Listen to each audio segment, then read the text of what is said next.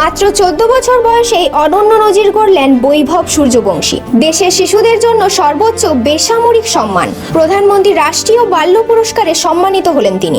রাষ্ট্রপতি দ্রৌপদী মুর্মুর হাত থেকে রাষ্ট্রপতি ভবনে এই পুরস্কার গ্রহণ করেন বৈভব। 5 থেকে 18 বছর বয়সী শিশুদের জন্য প্রদত্ত এই পুরস্কার ক্রিয়া, সাহসিকতা, উদ্ভাবন, বিজ্ঞান এবং সামাজিক সেবা ও সাংস্কৃতিক সহ বিভিন্ন ক্ষেত্রে অসাধারণ কৃতিত্বের স্বীকৃতি হিসেবে প্রদান করা হয়। বৈভব সূর্যবংশী ছিলেন সেই 20 জন তরুণ কৃতি ব্যক্তির একজন, যাদের এদিন বিশেষভাবে সম্মানিত করা হয়। রাষ্ট্রপতি ভবনে উপস্থিত থাকার কারণে বৈভব খেলতে পারেননি বিজয় হাজারে ক্রিকেট ম্যাচে, যেখানে বিহারের হয়ে মণিপুরের বিরুদ্ধে মাঠে নামার কথা ছিল তার।